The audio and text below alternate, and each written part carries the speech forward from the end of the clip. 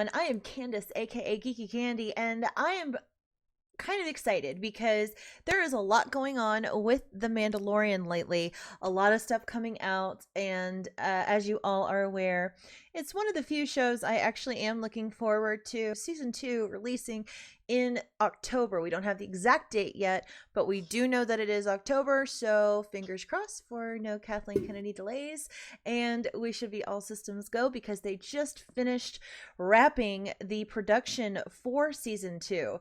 So now everybody all ready to go with the post-production, PR, hopefully maybe a couple leaks. That would be nice. Yeah, I'm excited. So I'm going to bring to you guys sort of a hodgepodge of some different things that I have accumulated over this last few days that excite me about The Mandalorian. This is the way. This is the way. So first up, this is kind of a, here you go, a little bit of everything all in one article just came out today on Sci-Fi Wire. The Mandalorian Season 2, what we know so far about the Disney Plus hits return. Disney Plus hits return. That sounds really odd, like that. Disney Plus hit. It's a Disney Plus hit. Oh, it's hits return because it's possessive. Got it. Moving on. Yes, let's face it, The Mandalorian is a hit. When Disney Plus launched this past November, people knew they were in for something special with the first live-action Star Wars TV series. Little did they know the phenomenon would actually be created by a small $5 million puppet. $5 million puppet? What? $5 million? Is that how much Baby Yoda cost? Stop. That can't be real, can it? Can I click on that? Oh, I can. Let's dive in and find out. I need to know this now. Okay, wait. Does it say anything about the $5 million puppet? Oh, Baby Yoda had a big week. Here we go. Baby Yoda. Baby Yoda. Where does it talk about five? Oh!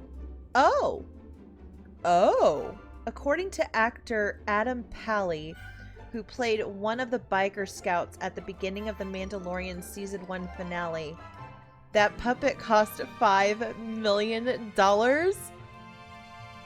What? We're gonna save that. I need to tweet that out later. That was an interesting little tangent there. Okay, let's go on with the real story here. The child or Baby Yoda at this stage, until we learned his actual name, both are acceptable, has taken the world by storm, and fans can't wait to see what's next from father figure Padre Pascal. That was okay, right? That's an okay mistake. So then it talks a little bit about the basics of what we can see coming up. I said October 2020, sandwiched in between Marvel shows The Falcon and the Winter Soldier and WandaVision. A little bit iffy on WandaVision, but I'm gonna still sit through it and see if I love her character in the movie, but the idea of the show, it's weird, right? It's weird. It's a weird show. So we'll just see how it goes. So we've got Carl Weathers coming back, Gina Carano, who just posted an Instagram, her wrapping her filming portion. We've got, in an interview with Slash Film, Favreau revealed he'd be directing multiple episodes. So this is interesting. I've been waiting for a director's list. Tell me who is all directing. I want to know how many episodes they're doing, which episodes they're doing. I want to know these things. So we've got Carl Weathers. This is going to be kind of the wild card, I think, because we haven't seen him do anything really notable with Star Wars before, or any kind of sci-fi that I'm familiar with. So that'll be interesting. IGN also reports that Robert Rodriguez, they say Spy Kids, but also I believe Alita Battle Angel is a more representative kind of this genre of what he's doing. So that's going to be interesting to see his take on that. Bryce Dallas Howard, who didn't really have the most favorable episodes. I think they were ranked the lowest of them. That was the one where we were introduced to Gina Carano, which, although was a great character to introduce, it was also the one where we had some kind of strange random romance with that villager woman that didn't make much sense, but a lot of people compared it to Seven Samurai.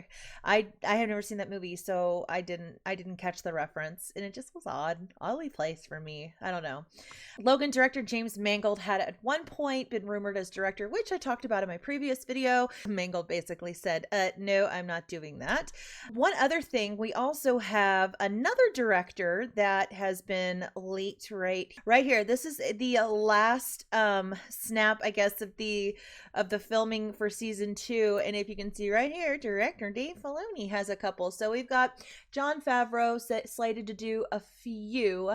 We have so far Dave Filoni, Bryce Dallas Howard, Robert Rodriguez, and Carl Weathers. So that's 5. And if they have 8 episodes, there might still be room for another one. The other one that was kind of talked about was Taika Waititi, which we are going to mention here in just a little bit and talk about maybe something else he might be doing for the series.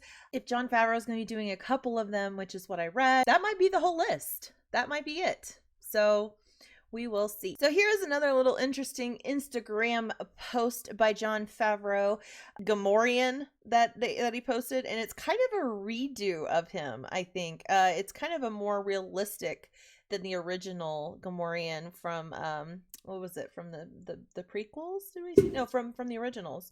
So I don't know. I'm interested to see what role this guy is going to be playing in season 2 as well. And this was that photo that we saw that I mentioned, Gina Carano basically wrapping it up, saying it's a wrap on season 2. I absolutely love this work and the people in it.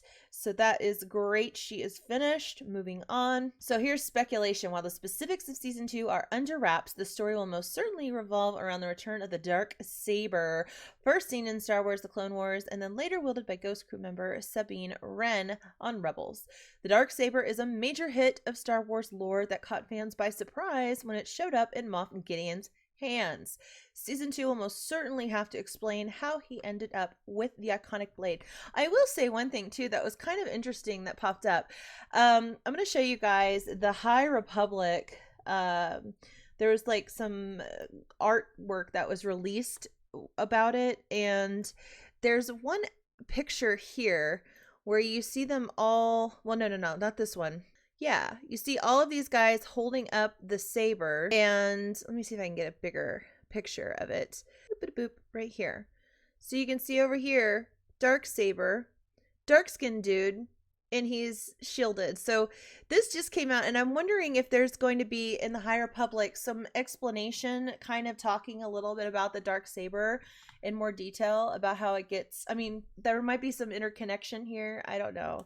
It just seems weird that we're going to have more Dark Saber season 2, and then they just released this recently, this artwork. Very suspicious looking character here. So it's almost kind of obvious, it feels like. Anyway, moving on. So another character, interestingly, that they brought on, maybe not so interestingly, we've got Sasha the Boss Banks from WWE, which again, I'm a fan of them bringing on strong looking women to do strong looking things on film. I think it's important to have someone who doesn't look like Catwoman, you know, breaking necks up in Gotham. Not Catwoman, Batwoman.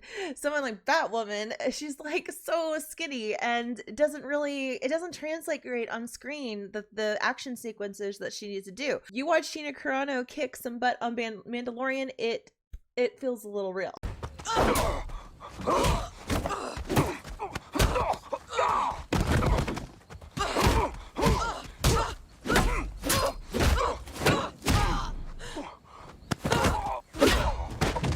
Much more real than other things that, you know, little actresses are paid to play. So I'm excited about that. I think that's going to be interesting. Moving on, season 2 is rumored to feature established characters from the Skywalker saga, but who those characters would be is a mystery still. Maybe there might be some leaks. Probably don't hold your breath hoping that Harrison Ford will make a cameo though. One of the bounty hunters from The Empire Strikes Back seems more likely a natural, easier fit. Yeah, so the Boba Fett theory still rolling along strong. We'll see. I don't know if it's all that important to bring Boba Fett in. Like, what would the purpose be to serve? I don't know. Jon Favreau would have to thread that needle really well, and I just don't know if it's a necessary one to do. They have a pretty good standalone story without it. I just don't know why we need to bring in more characters. I like this sort of isolation from the other characters that we've established and known, but yet introduces some little new tidbits here and there. I like that balance. It's a good mix. The other thing I want to talk about is Taika Waititi possibly coming back, not as a director, but possibly, so an unconfirmed leak from Murphy's Multiverse claims Waititi will return for season 2 of the smash hit Disney series, but did not specify whether he be acting or directing. The former may seem impossible, as IG-11 was killed by Pedro Pascal's Mandalorian in season 1 finale, but in Star Wars, famously, no one is really ever gone. So, IG-11 could return as a villain, or perhaps as another IG droid that will appear with Waititi's name voice. What the heck am I thinking? Meaning the director would make another cameo. Some interesting theories about the trigger-happy droid's potential return could link back to the old extended universe Shadows of the Empire storyline. Droids die or get wrecked all the time in Star Wars. It doesn't need to be the end of Waititi's character. That's not the only intriguing morsel to emerge from this leak. Murphy also claims Marvel veteran Peyton Reed has also signed on to direct 2 episodes, the same number as Dave Filoni, Deborah Chow, and Rick Famuyiwa in season 1. Reed directed both Ant-Man and Ant-Man and the Wasp. So there's another director that was mentioned here. I saw that confirmed somewhere else too, so that might be the case. They didn't mention it on Sci-Fi Wire, but maybe it's just, it was overlooked. Anyway, he also helmed some comedies like Bring It On, Yes Man, and The Breakup, which featured Mandalorian showrunner Jon Favreau among the cast. So 6 directors, I guess, now signed on.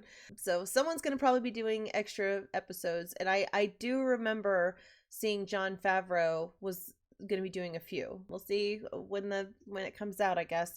But I'm just interested to know who's all directing still. Just wrap it up saying, either way, if Waititi continues to be involved in Mandalorian going forward, expect lots of wit, humor, and general weirdness. Yeah, that was interesting. I still cannot believe that we saw that he is $5 million. Blew my mind. I am very confused by that.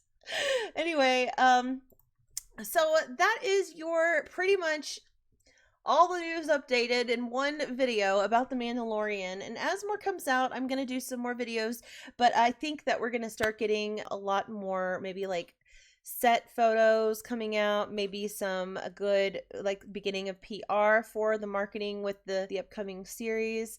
I'm kind of excited to see if we can, when that first trailer is going to hit. That'll be awesome.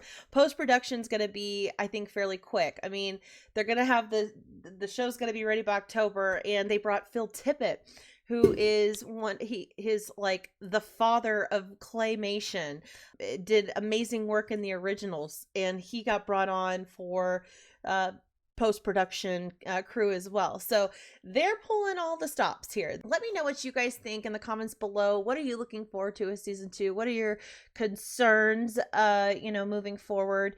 I think the Dark Saber plotline is going to be interesting. That's one to watch. Of course, Baby Yoda and any kind of talking about Baby Yoda's background, also very interesting. He's so cute. Yeah, I'm just kind of curious. So let me know in the comments below what you guys think. And if you haven't already subscribed, please do, so you can get some good Mandalorian information moving forward as we get closer to that season 2 premiere date. And as always, if you subscribe, you will always get notifications as well. I appreciate that. Please hit that like button, subscribe if you want more information about The Mandalorian season 2 and other things related to Star Wars and other sci-fi fun things. And as always, I very much appreciate you guys watching this video, and until next time, fandom, I'll talk to you later. Bye.